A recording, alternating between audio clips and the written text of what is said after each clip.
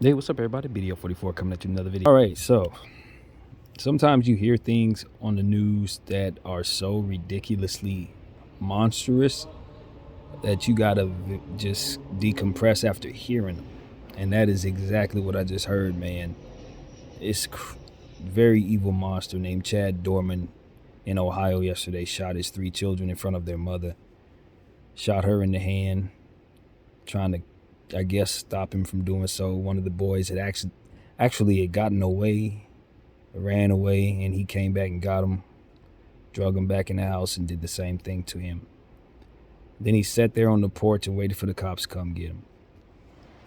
That's one of the most despicable crimes that I've heard of. Domestic crimes. Obviously, there's been horrible things that we are aware of in this world and in history, but when you hear stuff like this, it's just so ridiculously horrifying. You just have to wonder what actually is possessing a person to really enact such heinous crimes. I know of the excuse that people will use of mental health, and that is definitely the case. You know how I feel on that. If a person does something like that, there's definitely something wrong with their brain. A lot of people will be suspicious about whether or not he was a military or whether or not he's some MK Ultra. I don't know nothing about nothing. All I know is that man did that, and his brain is obviously out of whack. That is obvious. But the children, obviously I want to send condolences to the mother. I mean, condolences seems like such a weak word when you're considering something like that, but I will be praying for them going forward. The mother and the daughter that was able to survive that, the stepdaughter was able to survive that, but it seemed like he wanted to just enact horror on his own children and on her the most. And it just disturbed me, man. When we talk about things today, I was talking about how I woke up this morning, I was praying, and I felt like God was upset. I'm pretty sure that had a lot to do with it. Remember I was telling, if you guys were following me on my last therapy session, I was saying that I woke up and God was angry, but he didn't want to tell me what he was angry about, or rather, he didn't necessarily say he was angry at me, but just angry in general, angry at what was going on, angry at certain things going on that I'm involved in regards to the situation with AMC and all that. I went on a whole spiel about that, but that wasn't the only thing he was angry about.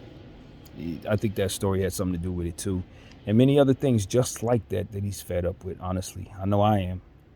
We talk a lot about the gun conversation here. Obviously, copy and paste. Here we go again.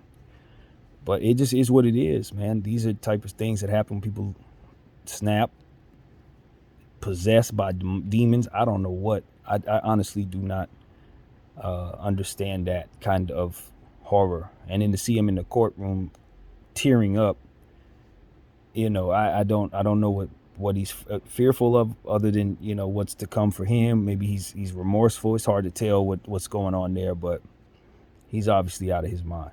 That's obvious. And when you see him sitting on that porch, you can just see that he's just pinged out of his head. He's gone, sitting there waiting for the cops to pick him up. And it's just one of those situations where, I just don't, I don't have the right stuff rolling around in my head when it comes to stuff like this, you guys. I'm going to tell you the truth. I'm not the guy to really smile at situations where the guy just happens to make it to court after doing something like that. You know what I mean? I don't know. I don't believe that is nothing I want to say is probably right, honestly, but I just don't like hearing stories like this, and I'd hate to think of what my mind and the thoughts that goes through my head when thinking about having to be a guard, a cop in that situation, or a first responder in that situation, and having to lay eyes upon that horror. You know what I mean? I just don't. I think that police officers, you have to be wired a certain way. You got to be really, really balanced to be able to see certain things and not react emotionally, or see certain things and not act impulsively. And so that's really important to say. I think the cops that handled him, they're obviously wired for that. That's about as much as I will say, because I don't believe I am wired for that. I do not believe I would be able to see him and be my best. I really don't. And every day I pray for the strength to just be better in every area of life. But I still have a very long way to go, you guys. A very long way to go. When I see stuff like that, my mind goes to very, very dark places. And I just hope that what I'm made of will allow me to walk away from a situation like that, be able to keep my freedom in a situation like that. So that's what I say. I'd hope for the best, and I pray for the best for his wife. He call her his wife. I don't even know if that's even appropriate to even say that he has that honor upon his name after what he did to her. He put her through, and I just pray for her healing. I don't know even. I don't know. I don't even know. Only God can heal her at this point. I don't know that anything on earth, any treatment would get her through this life without having to relive that all the time, you know. And that's the type of thing that one has to think about when arresting him. That's what one has to think about when holding a gun next to a man who's done something like that. And that's why I know I'm not a cop. That's why I know I don't want to be a police officer. That's why I know I don't want to own a gun, honestly. And a guy like that, they say in our country, a guy like that deserves his day in court. I guess that's a smarter thought. That seems like a more balanced thought. But I can tell you, man, the biblical days, they handled things a certain way, and it seemed like it worked for them too, with guys like that. And when you talk about walking up on children, who have been done that way, and seeing them, I don't know, man. I just don't know. I think that's why I turned on the camera, to be honest with you guys, man. And I would love to be able to say you can speak freely, but I just don't think every word is really constructive in situations like this. You just don't find yourself pleased with how he gets to just continue to move forward, even if it's only for a short time. You know what I mean? If they have his day in court, you know what I mean? I saw that he was set at $20 million bond. If he could afford that, you're trying to tell me he would be able to walk free? Like, what are we even doing here? What are we doing here?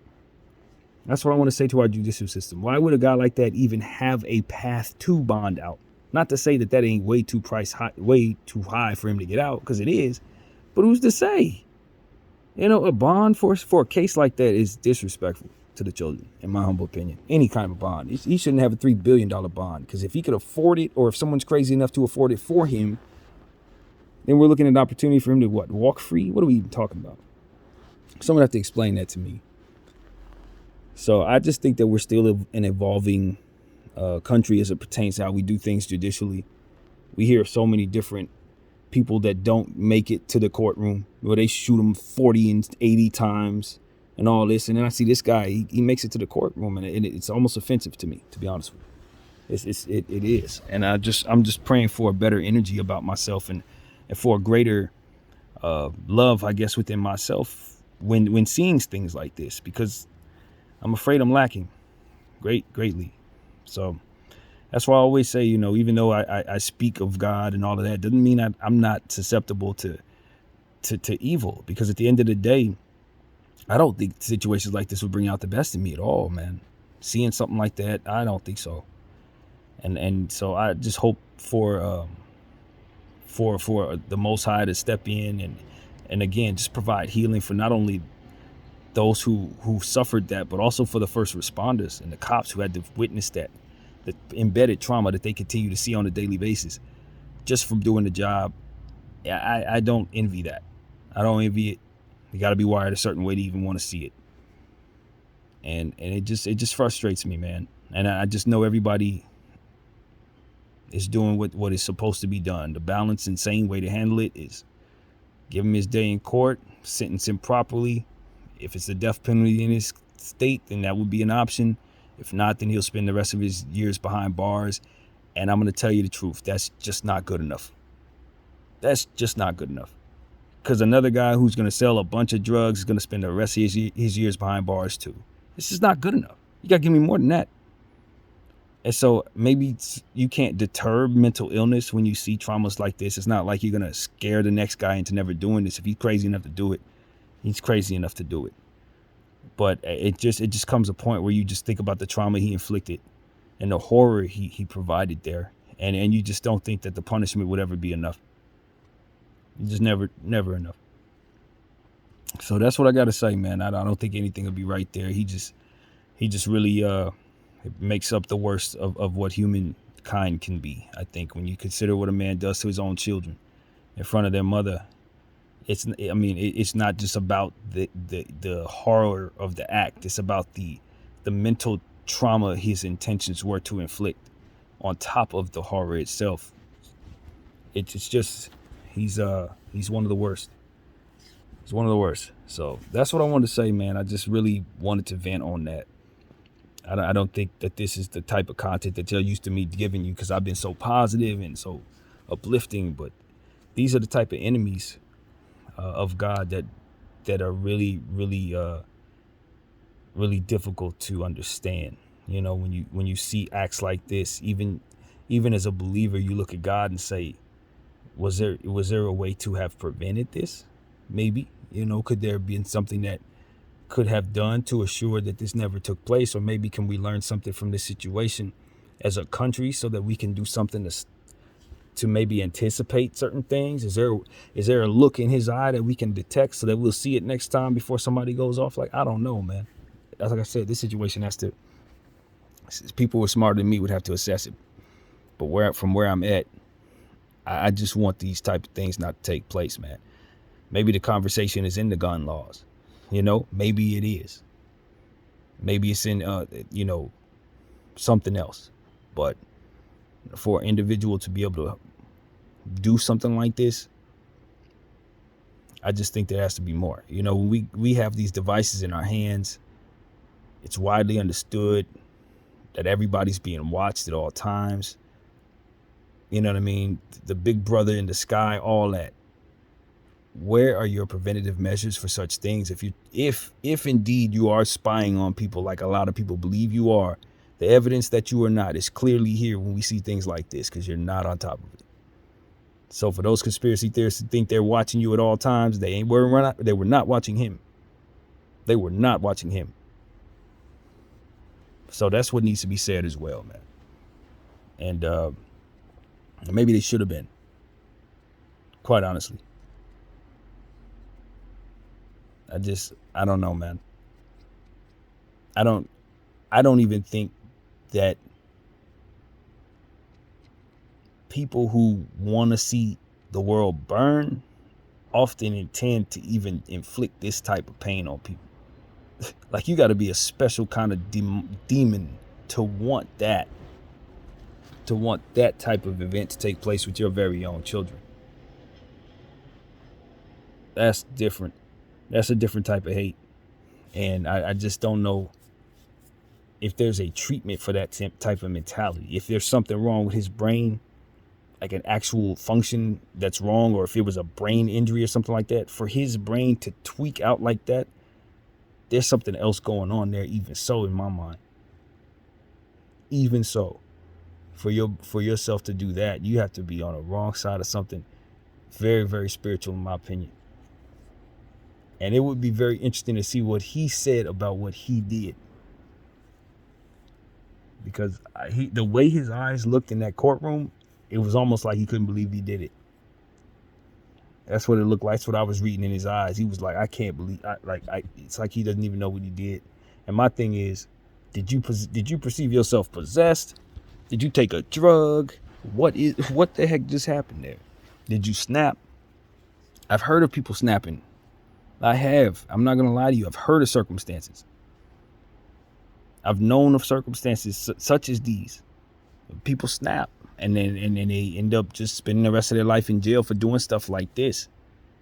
I've heard of this before, but it's like, I never understand how it gets to. I never understand how a person's mind would push them to harm their own children. I never understand that, man. And that's as much as I can really give that. So I don't know, man. I just wanted to get that off my chest. I hope all of those who heard this story are able to vent as well, because this is the type of thing you don't have to even see too much. It's traumatizing. Just hearing about it can very much disturb you. And I guess I got a full understanding of why I felt the Lord was mad this morning. Now it all makes sense. Obviously, situations around the world can be even worse that are not reported. Things that happen every day, you know what I mean, that we don't know nothing about in countries where people are done so wrong. I think it hits us different when it happens in the comfort of our country, when we think our agreements are supposed to protect us from certain horrors. You know what I mean? When we think that our coaches are supposed to keep us in line so that we never would see this type of thing. But every once in a while, we're reminded of just how far we are from being under control as a people at times. When people like this slip through the cracks and we don't ever see them until it's too late. We just got to evolve so that we can see these guys, man. We got to evolve so we can read these signs. There has to be some type of breadcrumbs left behind this dude and all the people who've done the things that he's done that would allow us to be able to at least anticipate certain things or be able to treat these behaviors as we see them ahead of time or something. I refuse to believe there's nothing that can be done. Something should have been able to save those boys' lives. Something. So that's what I want to say, man. I don't even want to get into the gun conversation. I'll let y'all do that. We've had the gun conversation as recently as 3 days ago. Copy and paste. Simply put, for as long as y'all keep these weapons in your homes and around yourselves, these things can be possible. They can be possible. However you equate it, it's only possible if these things are in his possession. That's it. I don't care how you slice it. I don't care what you think. That's it. If he don't have it, he can't do it. Figure it out, please. BDF 44. I thank you all for watching. I'm out.